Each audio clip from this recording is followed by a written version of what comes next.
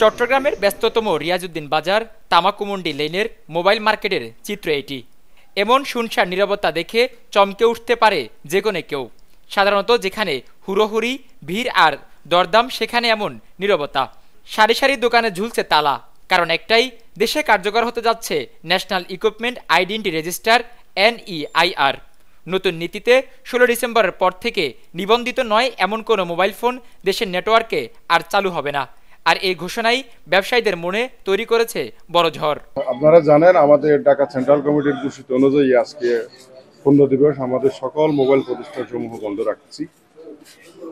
আপনারা অবগত আছেন যে কয়দিন আগে আমরা একটা মানববন্ধন কর্মসূচি করার কারণে আমরা মানববন্ধন কর্মসূচিটা আপাতত আমরা হোল্ডে রেখে 15 দিবস বন্ধ রেখেছি চট্টগ্রাম মেট্রোপলিটন মোবাইল ব্যবসায়ী সমিতির আওতাভুক্ত সকল ব্যবসায়ী প্রতিষ্ঠানসমূহ।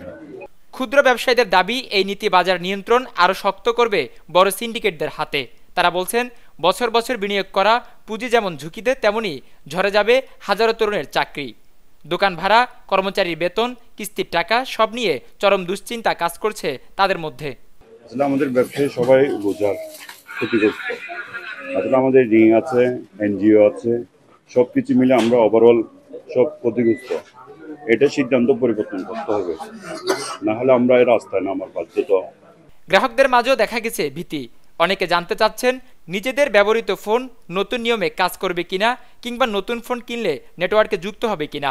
পুরো চট্টগ্রাম জুড়ে দিনভর বন্ধ মোবাইল মার্কেট, তাই একটি বড় প্রশ্ন ছুড়ে দিয়েছে। NEIR কি বাজারে শৃঙ্খলা ফিরিয়ে আনবে, নাকি ছোট ব্যবসায়ীদের ঠেলে দিবে আরও বড় সংকটে? নুরনবী শাওন, দৈনিক পূর্বকোণ, চট্টগ্রাম।